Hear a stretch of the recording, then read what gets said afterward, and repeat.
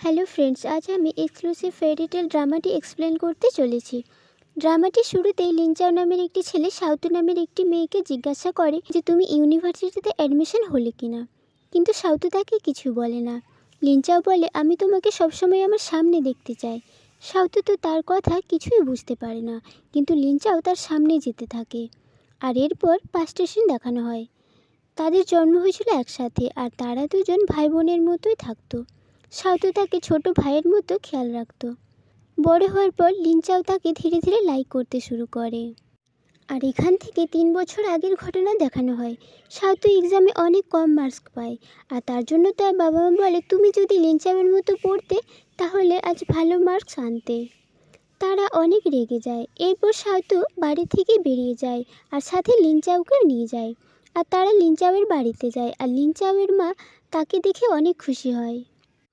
আর সে তার জন্য নিউ স্লিপারও কিনে রেখেছিল।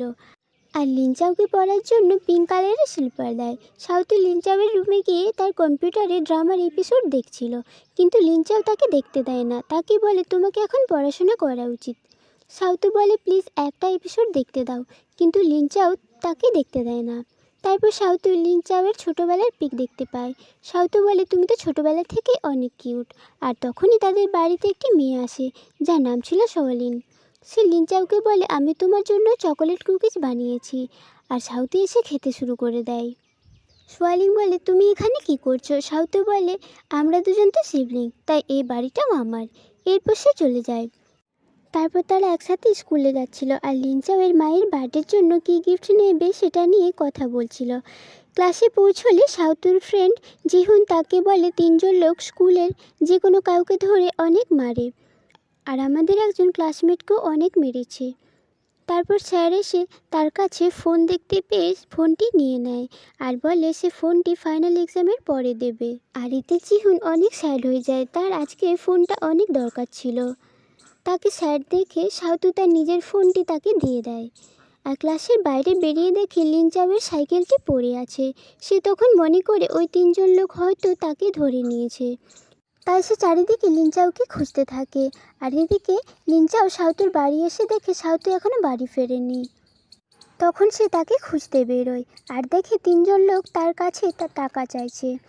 সে তাদের বার্গার ফেলে দিয়েছিল।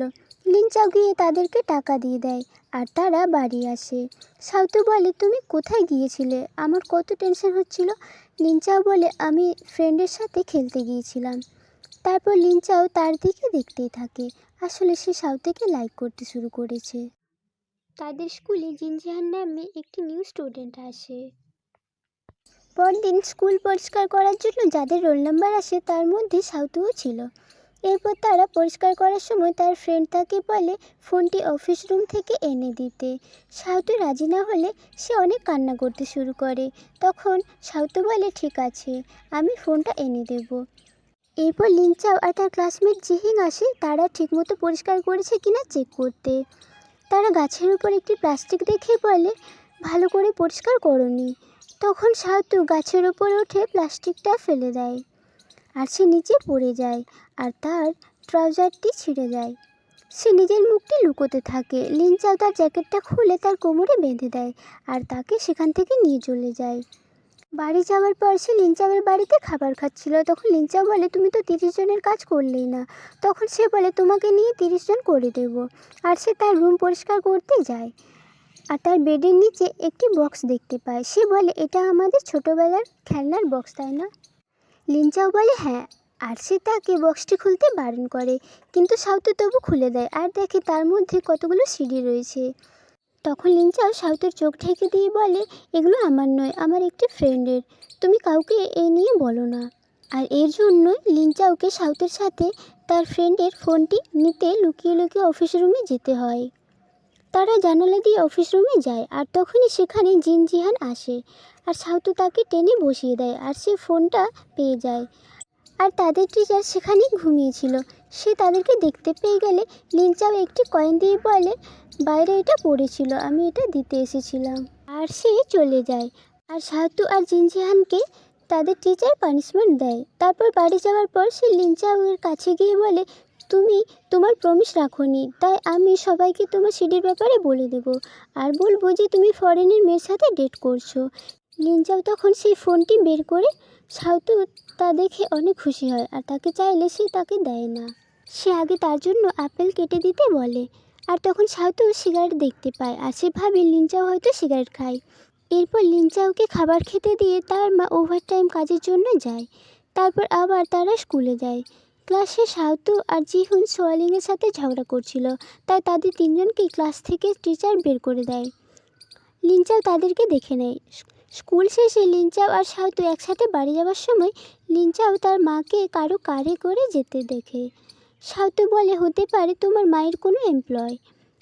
এরপর লিনচাও স্বপ্ন দেখে তার মা আবার একজনকে বিয়ে করতে চাইছে আর সাউতু এসে তার ঘুম ভাঙিয়ে দেয় আর তাকে চকোলেট খেতে দেয়।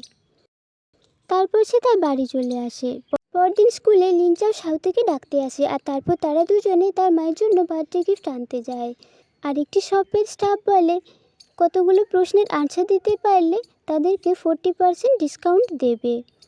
এটা শুনে সাউতু সেখানে যা লেখা থাকে সে সেগুলোই করে দেখায়। এরপর সেই স্টাফটি তাদেরকে গার্লফ্রেন্ড বয়ফ্রেন্ড ভাবলে তারা বলে যে তারা দুজন ভাই বোন। এরপর তারা গিফট নিয়ে বাড়ি চলে আসে আর সে তার মাকে গিফট দেয়।